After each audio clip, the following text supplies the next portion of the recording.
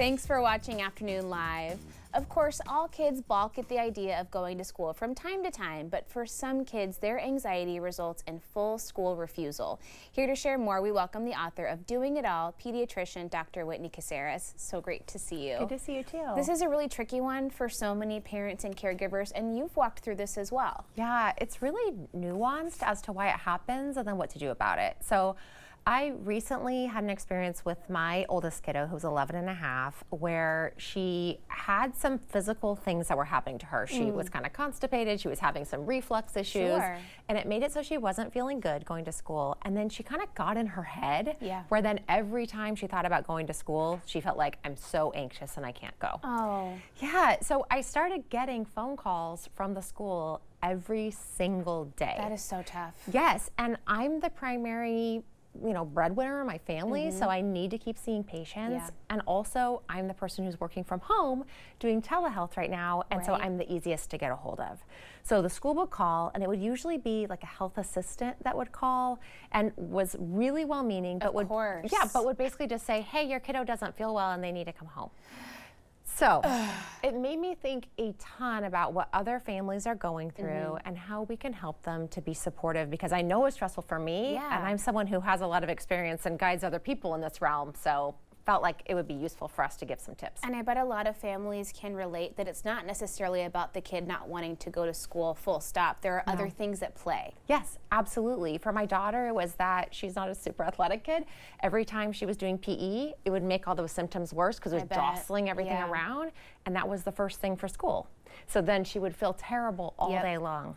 Yeah. So how common is something like full-on school avoidance in kiddos? It's actually really common, especially in the neurodivergent community. Oh, sure. So in the kids who have autism, who have a diagnosis of anxiety, who have ADHD, just because these are deeply feeling kids who tend to be very specifically connected to how their bodies feel, and that connects to how their brain is. So large percentage of those kids, and a lot of the schools unfortunately don't have a lot of the resources, and it's going down. So for example, at my daughter's school, there's a health assistant, there's a nurse who's not there every single day, and then there's a school counselor, one school counselor for hundreds and hundreds of kids. Yeah. And they're doing their best, and we love them. We want to support them as best that we can too. Of course, yeah, so absolutely. How do you, as the adult, tell the difference between a kiddo who's maybe going through a phase of something and then just this full-on school refusal? Yeah, so first things first, like give yourself a minute to suss it out. I think it's really easy for us as parents to be like,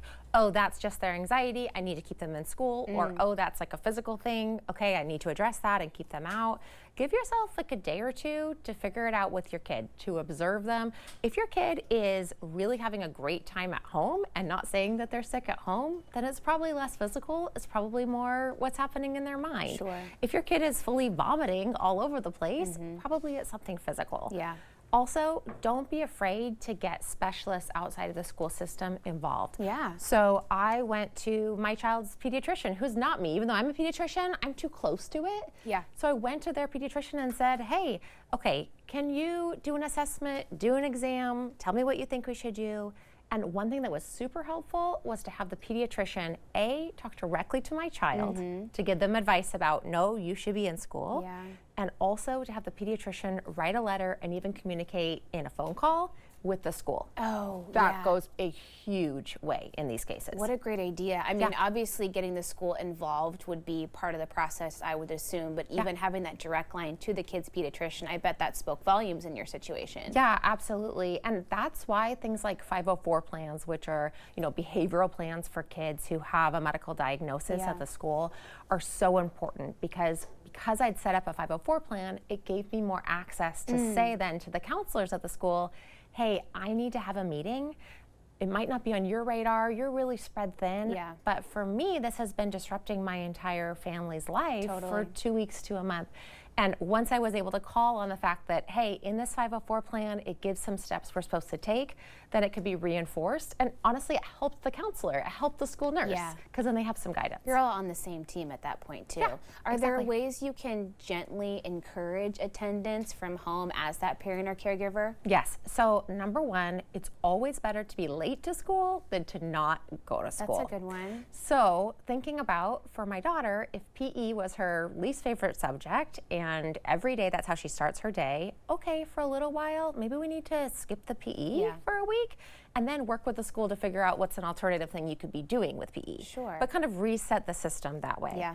The second would be to help encourage your kid with, okay, if we went to school and we did half a day or a full day, what's something that could feel like a really good prize or really good incentive for doing it? Yeah. You know, is it that we get to go to the park after? Is it that we're gonna go get a special treat? Is it that you're gonna put a sticker on a chart to say I did it? So I think that's one of the biggest things. And then the last thing that I always do with my kids, you know, our kids are humans, like they have real feelings, is to talk with them about the real core reason why. Right. You know, is there a bully that's talking to our kid and making them feel bad every single day? Is it that they're worried about the PE? Is it that they're scared about, you know, what's happening with the math test? Or are they bored?